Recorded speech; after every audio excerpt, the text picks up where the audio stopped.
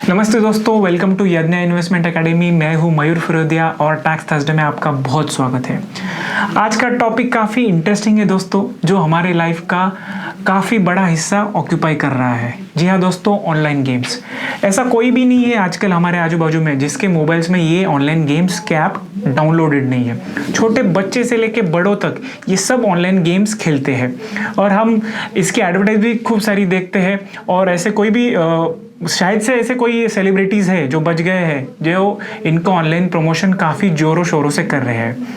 जैसे कि समझो ड्रीम 11 है, रमी 11 है, माई सर्कल 11, पोकरबाजी, पेटीएम गेम्स और बहुत सारे। और इस सब को देखते हुए ये बजट 2023 में गवर्नमेंट ने भी एक नया सेक्शन लॉन्च किया है for taxability from winnings from online games. So आज का टॉपिक हमारा यही है। चलिए दोस्तों शुरू करते हैं।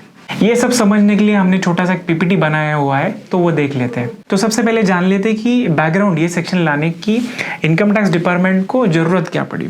आप सब जानते हैं कि ऑनलाइन गेम्स खेलने वाले यूजर्स काफ़ी बढ़ गए हैं ये 2-3 सालों में।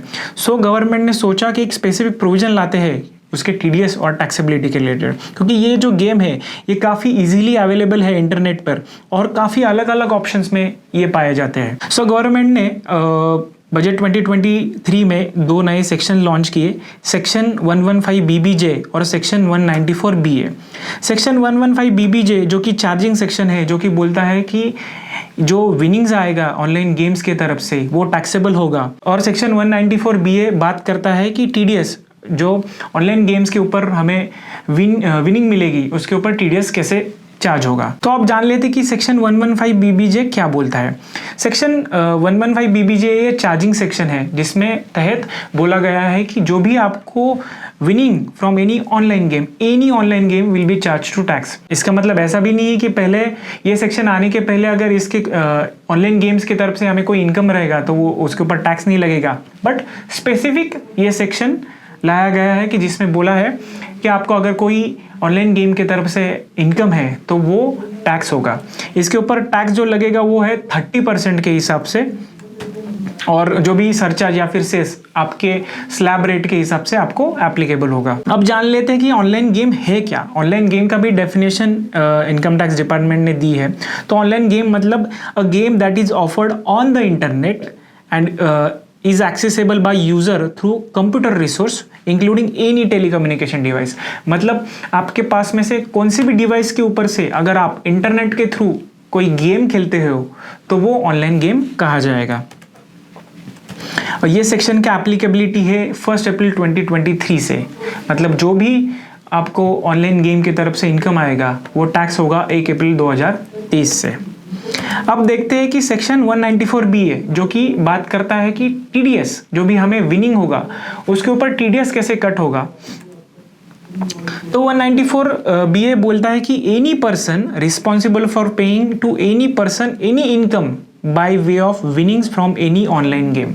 मतलब कोई भी पर्सन है जो किसी भी आदमी को या किसी भी यूजर को अगर कोई इनकम देता है by way of winnings from any online game, तो ये सेक्शन 194 BA बोलता है कि shall deduct income tax on net winnings in his user account. 194 PA section बोलता है कि जो टीडीएस कट होगा वो भी कट होगा at the rate of 30% at the time of withdrawal. मतलब अगर आपको ये पैसा वो अकाउंट में से विड्रॉ करते हो, जैसे कि समझो मान लीजिए कि हम ड्रीम 11 का अकाउंट है, ड्रीम 11 के अकाउंट में से अगर आप कोई प्राइज जीत गए उसमें से पैसा अगर आप विड्रॉ करते हो तो विड्रॉ करने के टाइम ड्रीम 11 आपकी तरफ से टीडीएस आपके विनिंग में से टीडीएस कट करेगा, उसका रेट होगा 30%। और जो भी है विदाउट एनी थ्रेशोल्ड, मतलब कि आपको समझो 1 लाख का विनिंग हो गया, अगर आप वो 1 लाख का विड्रॉ कर रहे हो तो स्ट्रेट अवे आपका 30% मतलब 30,000 रुपये टीडीएस ड्रीम 11 काट लेगा और जो डिपॉजिट करेगा आपके पैन के अंडर इनकम टैक्स अकाउंट में। अब जान लेते कि एनी पर्सन का डेफिनेशन क्या है। एनी पर्सन मतलब जो ऑनलाइन गेम्स के तरफ से विनिंग हो रहा है उसका पेमेंट आपको कर रहा है, या फिर ऑनलाइन गेमिंग इंटरमीडियरी मतलब ये जो एप्स है ऑनलाइन। ये सेक्शन का एप्लीकेबिलिटी है 1 जुलाई से। मतलब 1 जुलाई के बाद में अगर आपको कोई इनकम इसके ऊपर से हो रहा है तो सेक्शन 194 BA जो इनकम है उसके ऊपर TDS कट करेगा एट द रेट ऑफ 30%। तो आप जान लेते कि नेट विनिंग्स मतलब क्या है। नेट विनिंग्स मतलब अगर समझो आप एक गेम में जीतते हो और दूसरे गेम में हारते हो, तो दोनों का नेट करके जो भी आपके पास में विनिंग होगा उसके ऊपर ही TDS कट करेगा। सो इसके लिए और भी क्लैरिटी इनकम टैक्स डिपार्टमेंट की तरफ से आनी बाकी है, बट हमारे इंटरप्रिटेशन के हिसाब से विनिंग्स माइनस आपके जो लॉसेस है अगर एक आधे कोई गेम में, और उसके बाद में जो नेट विनिंग आता है उसके ऊपर ही TDS डिडक्ट होगा। अब देख लेते हैं कुछ इंपॉर्टेंट पॉइंट्स, जैसे कि अगर ये सेक्शन आने के पहले ये जो विनिंग्स आती थी इसका क्या होगा। उसमें सबसे पहला है कि ये जो बजट में अमेंडमेंट आई है इसके पहले जो भी इनकम आता था उसका टैक्सेबिलिटी कैसा होगा, या फिर उसके ऊपर टैक्स लगेगा नहीं लगेगा। उसके ऊपर भी टैक्स लगेगा, बट वो गवर्न करेगा under section 115BB and under section 194B। 115BB जो है कि आप जो इनकम टैक्स का सेक्शन जो पुराना सेक्शन है जिसमें अगर आपको कोई लॉटरी है या फिर क्रॉसवर्ड पजल्स वगैरह है तो वो उसके बारे में बात करता था।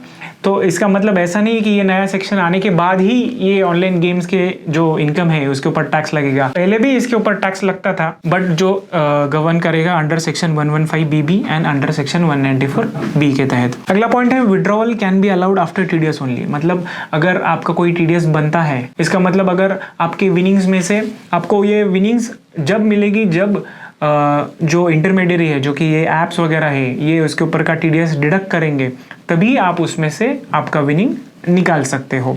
उसके पहले आप उसका विनिंग निकाल नहीं सकते हो। उसके बाद में और भी कुछ ऐसे पॉइंट्स है जिसके ऊपर क्लैरिटी आनी बाकी है, जैसे कि ये जो इनकम है इसके लिए बेसिक एग्जम्पशन मिलेगा नहीं मिलेगा।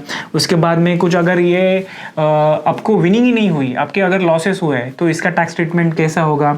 उसके बाद में ये जो विनिंग है ये इनकम के लिए अगर कुछ डिडक्शंस जो कि चैप्टर 6 के जो डिडक्शंस है जैसे कि ATC वगैरह है, तो ये इसके डिडक्शंस मिलेंगे नहीं मिलेंगे, ऐसी बहुत सारी क्लैरिटी इनकम टैक्स की तरफ से आनी बाकी है। तो आई होप इनकम टैक्स जल्द ही जल्द कोई सर्कुलर या फिर नोटिफिकेशन जारी करके ये जो डिफ़िकल्टीज़ है या फिर ये जो डिबेटेबल इश्यूज़ है इसके बारे में क्लैरिफाई कर देगा। तो इसका मतलब ऐसे है कि अगर आपका कोई TDS डिडक्ट होता है तो आपके वो 26 CS में दिखेगा और उसका डिक्लेरेशन आपको इनकम टैक्स रिटर्न में भी देना पड़ेगा। मतलब इसके बाद में आपको अगर कोई विनिंग्स है ये ऑनलाइन गेम्स के तरफ से, तो ये आप छुपा नहीं पाएंगे और उसके ऊपर आपको टैक्स देना ही पड़ेगा। तो आई होप दोस्तों आपको ये आज की वीडियो के माध्यम से क्लैरिटी आ गई रहेगी कि ये सेक्शन क्या है और इसके ऊपर कैसे टैक्सेबिलिटी होता है। तो ऐसी वीडियोज़ के लिए बने रहे यज्ञा इन्वेस्टमेंट एकेडमी के YouTube चैनल पे। धन्यवाद दोस्तों।